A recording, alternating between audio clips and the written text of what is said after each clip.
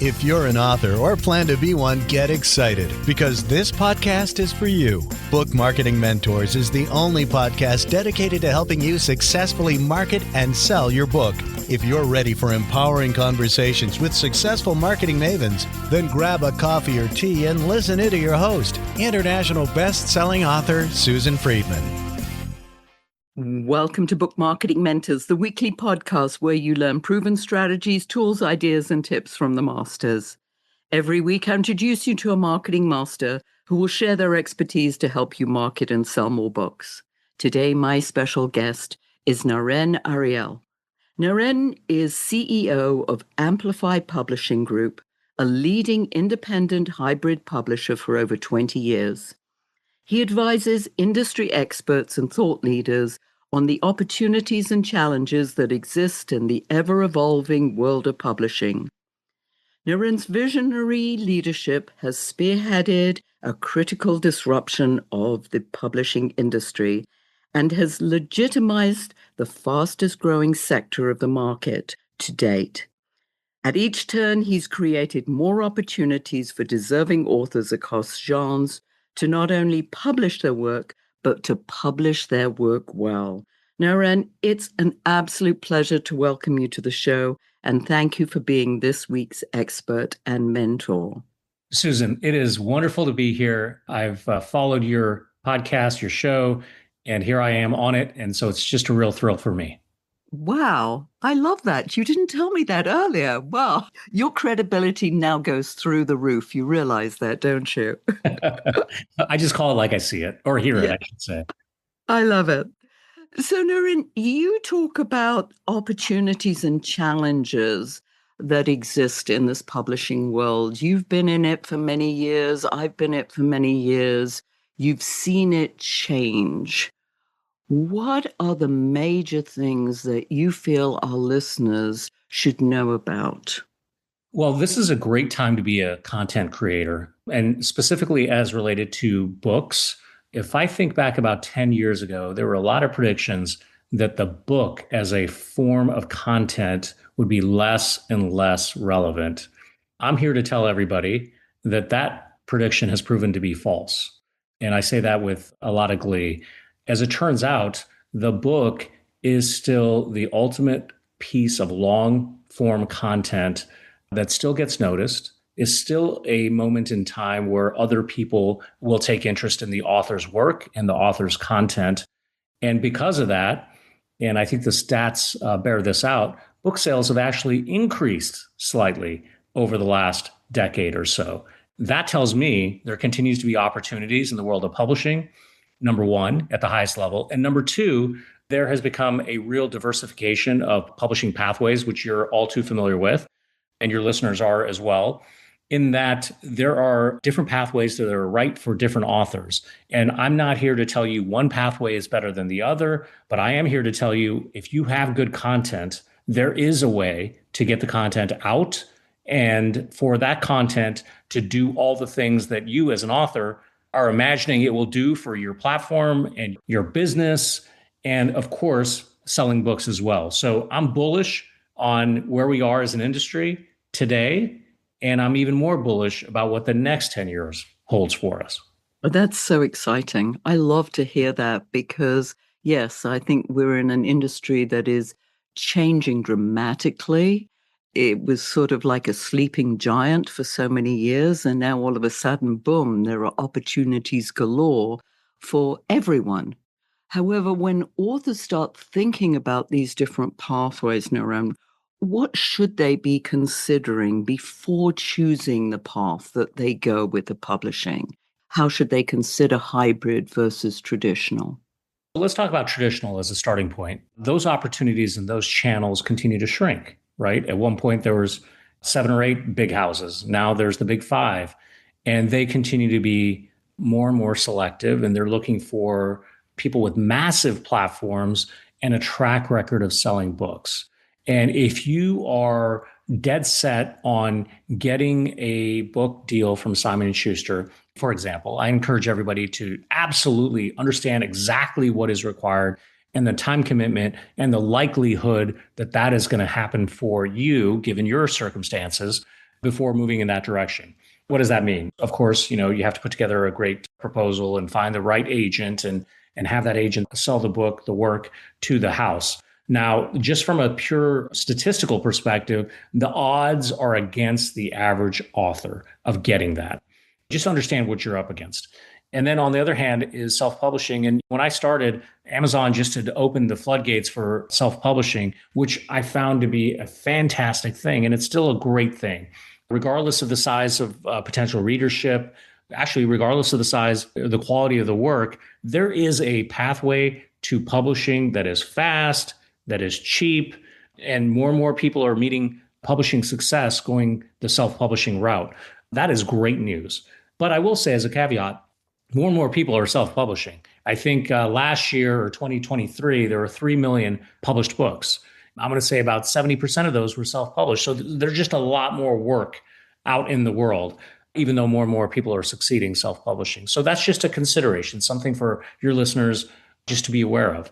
And what we found when we started, now we're 21 years in, is there was this opportunity in the middle. And at the time we started, it wasn't even called hybrid publishing. It was just this opportunity where companies like us and others, and I know you're a hybrid publisher as well with your company, there's a real opportunity for high quality content that is the same in terms of distribution that the large houses provide. And in many cases, better, more targeted, and more focused marketing efforts.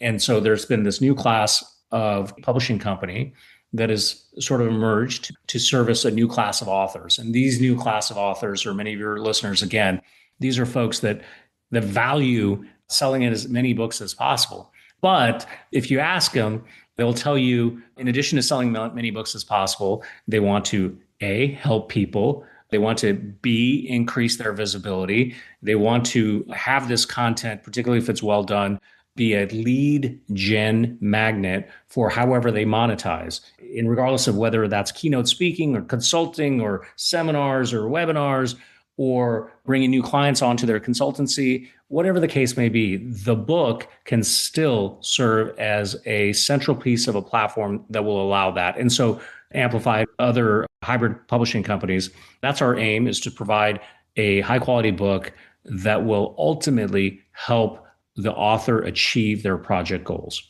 Yes, and I love the fact that you emphasize that, because so often, and I'm sure you've heard it as well, people are hoping that the book itself is going to help them get rich.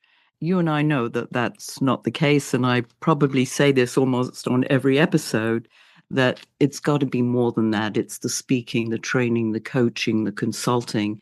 The book is that testament that you're an expert in the field, but not necessarily one that's going to be selling millions of books, although it's not unheard of. But however, often it's the celebrity status that allows you to sell high numbers. Let's look at the book as that, you call it that lead gen, that lead magnet possibility. Talk to us about how you help your authors use that book to sort of emphasize their expertise in their area. Well, I think it starts with target market. Even before target market, or along with target market, a really understanding of why this book is important.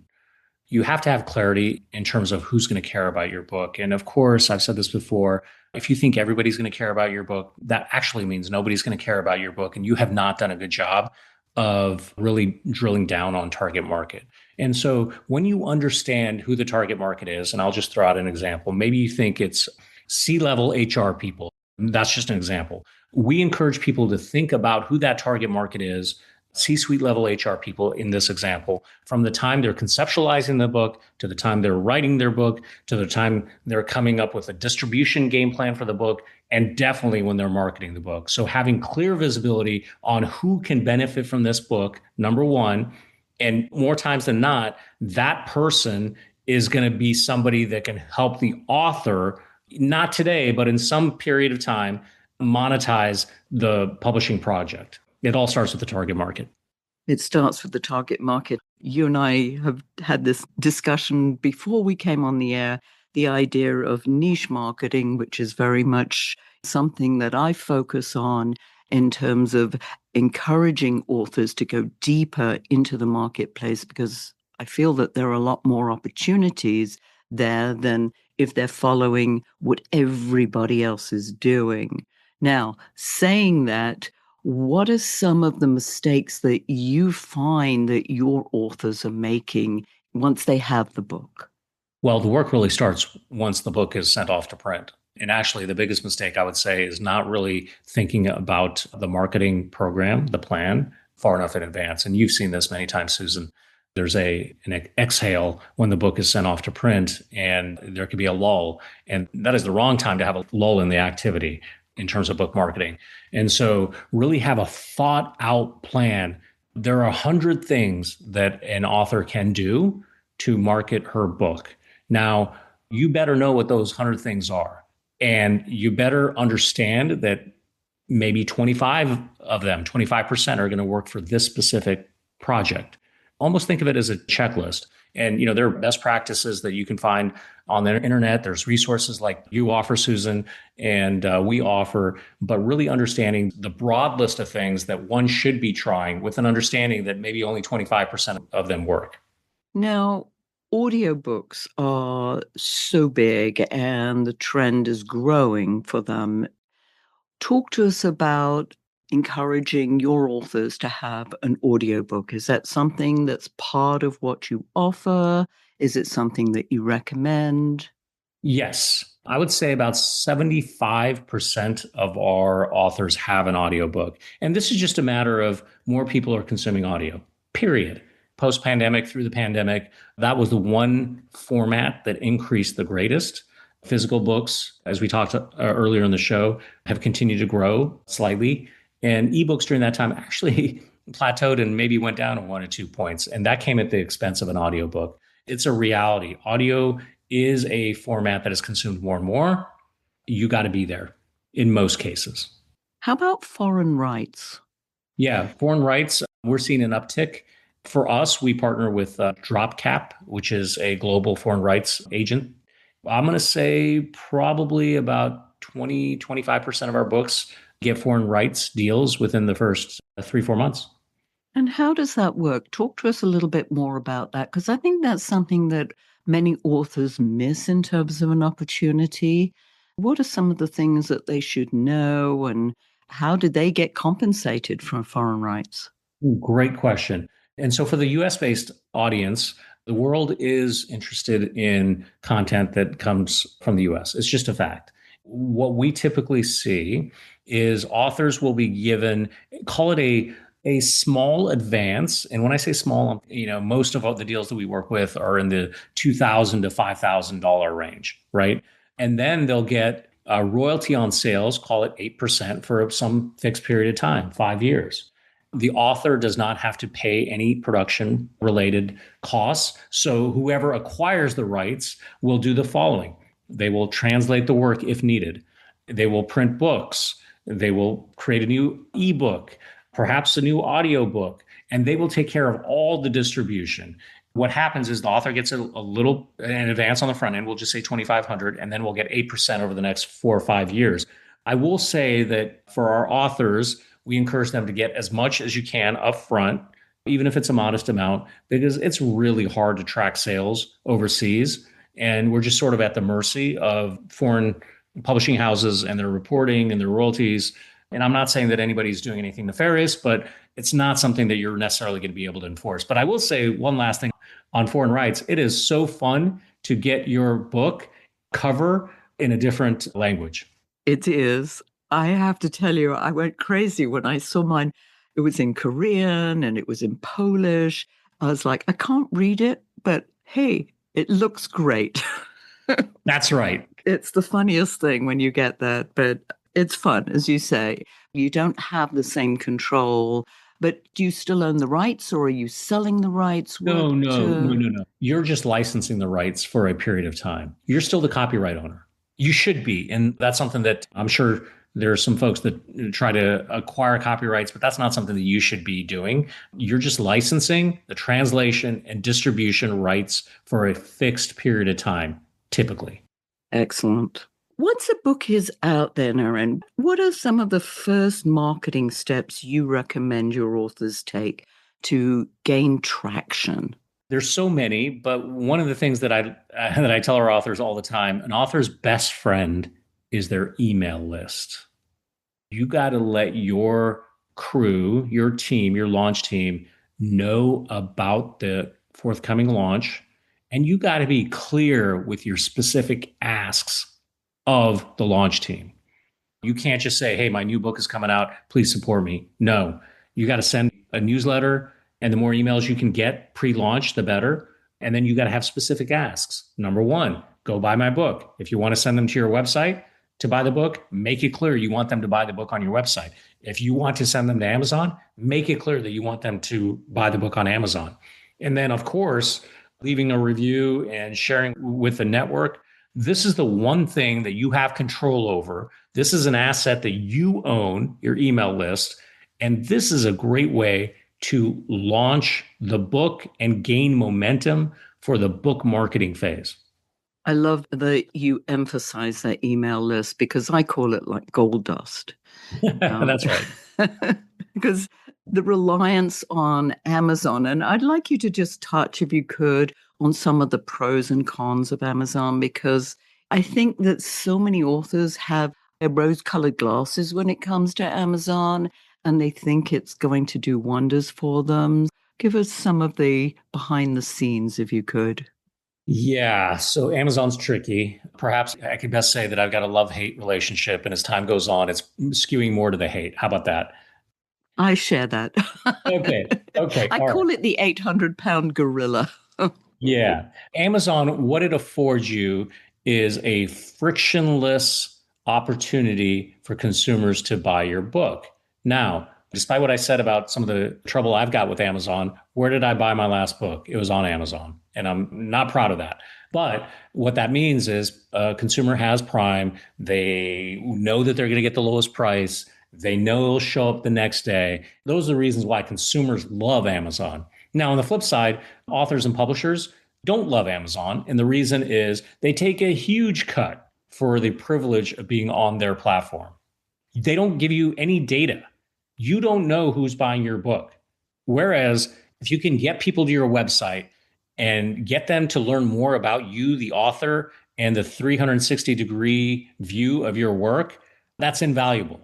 And by the way, you'll make more on a book bought on your website than you will one bought on Amazon. Actually, you got to sell three on Amazon to make as much profit as you would selling one on your website. It's that stark, the difference. And to sum it up, ease of the consumer experience is why people go to Amazon. It is not in the author's and publisher's best interest most of the time. Yes. It's so funny because, like you, I mean, I'm embarrassed, but I do buy on Amazon when it's the first place I go, when I search out book titles. It's almost like a necessary evil. Yeah. However, I love the fact that you say you're not going to get anything from them. You don't know who's buying the book. And one more thing I'll add, if we go back to the top of our conversation, we talked about this new class of authors that is publishing to, in addition to selling books, to getting their ideas out there and helping them monetize. It's hard to monetize when you don't know who your customer is, right? Very much so. If you're buying that book that targets C-suite HR leaders and you sell it on Amazon, you're never going to find out who that C-suite HR leader is or was that bought your book. That's a big miss. Yes. Listen to that, listeners, because that is so key. I don't know this myth that Amazon is your best friend, and unfortunately, it isn't. Yep, that's right. We share that view. Yes, very much so. How about some creative ways that authors can use their books to open doors? You know, we've obviously speaking engagements, media, partnerships. Talk to us a little bit about any of those. Yeah, we work with a lot of keynote speakers, and speakers are authors, authors are speakers. I'm often asked if a speaker must have a book, and the answer is no, it's not a must. But I've seen it time and time again where once their first book comes out, all of a sudden magically they're getting on more stages. and they're able to increase their fees. I had one particular author, a really successful keynote speaker, 15-year career, and for whatever reason, he just never had a book. He came out with a book last year, and he sold 8,000 copies directly to organizers of events. And that's massive, in addition to selling another 7,000 at retail. So it made a impact on his speaking that very few other marketing initiatives could have. I feel that every speaker, everyone in their audience should have a copy of their book. Now, could that be part of your speaking contract? Absolutely. I mean, many authors are doing this more and more now.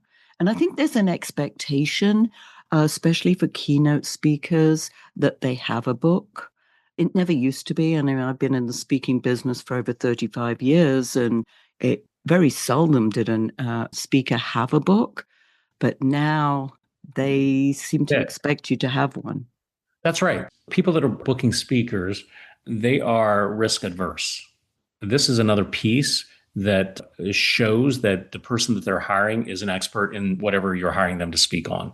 Just think of it that way. It makes you a safer bet. Yes. And I mean, if it's a choice between you without a book and someone else who has a book, then the chances are that the other person is going to get the gig. That's right. Because they look more like an expert. And it's all about making the buyer of the speaking look good and successful. They don't want to take any chances. That's an excellent segue for you to tell us how you and your company help authors be successful. My company's Amplify Publishing Group. That's our website, amplifypublishinggroup.com. We publish across many genres, from children's books, where I started, to fiction, to memoir. We, of course, spend most of our time doing thought leadership titles, business, self-help, and the like. And, as a hybrid publishing company, we stick to the IBPA's, I think it's 11 criteria to become certified as a hybrid publishing company. And I don't know them all off the top of my head, but they include things like vetting submissions, providing real distribution, helping with marketing as requested by the author. We really are true to this hybrid publishing model. I'm really proud to say that we've been one of the early companies to focus on hybrid publishing. We are thrilled about the work that our authors are doing, and not just our authors, but authors throughout the hybrid world. And so our value proposition is that we have a turnkey approach. By publishing company standards, we're not tiny anymore. We're 33 employees. We do just about everything in-house except for editorial. We'll bring ghostwriters and writing coaches and editors into projects based on the genre and availability. But everything else we do in-house. We have an in-house design team. We have an in-house distribution team. We have an in-house book marketing team. For anybody that's interested in learning more, please just hop on the website. It's amplifypublishinggroup.com, or you can feel free to email me. It's Naren, Naren, at amplifypublishinggroup.com. Happy to send you more information as appropriate, or just be a resource. Fabulous. I'd love to hear a little bit more about your vetting process. Yeah. As you can imagine, we see a lot of submissions. And for us, the projects that we want to work on are, I guess, two primary areas that we focus on. Number one is the quality of the content. And number two is the marketability of the project. And, some of that is about the subject matter and the author's platform. We're not talking platform like the big publishing houses talk about platform, but we just want to know that there's a market. If this is a family memoir with 10 people that are likely to buy it, at that point, we'll talk to the potential author and say, hey, this is actually better for Amazon publishing. For us, and I'm not saying there's anything wrong with that family memoir that I just mentioned, but for us, we got to have good content or the ability to get to good content, meaning bringing on a ghostwriter or a writing coach or an editor. We have to land at good content, number one, and we have to have a market for the book, number two. Yes. It always concerns me when authors want to write memoir, and yes, it's a legacy, but who's going to buy it? If they don't have, as you say, a list of their own of people who are going to buy this book, I think it's getting harder and harder to sell that. So those are important criteria. Naren, as you know, we always have our guests leave our listeners with a golden nugget. What's yours? Market your book before you have a book. And what I mean by that is, for us, the time to publication is 9 months, maybe a year. And what I tell our authors is, in that 9 months, start introducing topics that are in your book. You are in platform growing mode in the year before your book. Because what happens is when the book is finally out or you're sending out the pre-sale link, you've done the legwork to establish more relationships, more authentic relationships for people to be invested in you and your area of expertise. So when you make that ultimate ask, it's more organic and you're likely to see a lot more success. So use that time wisely, the 1 year before pub date. And that's such a challenging concept because what I've found with authors is they become so myopic about writing the book that the thought of marketing it as well is just terrifying. So let's stay focused on writing the book first. That's right. That's one approach, right? But know that the second peak is coming. Exactly, because publishing the book isn't the end of the line. It's just the beginning. Indeed. Well, Naren, thank you so much for sharing your wisdom. And listeners, if your book isn't selling the way you wanted or expected to, let's you and I jump on a quick call together to brainstorm ways to ramp up those sales, because you've invested a whole lot of time, money, and energy, and it's time you got the return you were hoping for. So go to bookmarketingbrainstorm.com to schedule your free call. In the meantime, I hope this powerful interview sparks some ideas you can use to sell more books. Until next week, here's wishing you much book and author marketing success.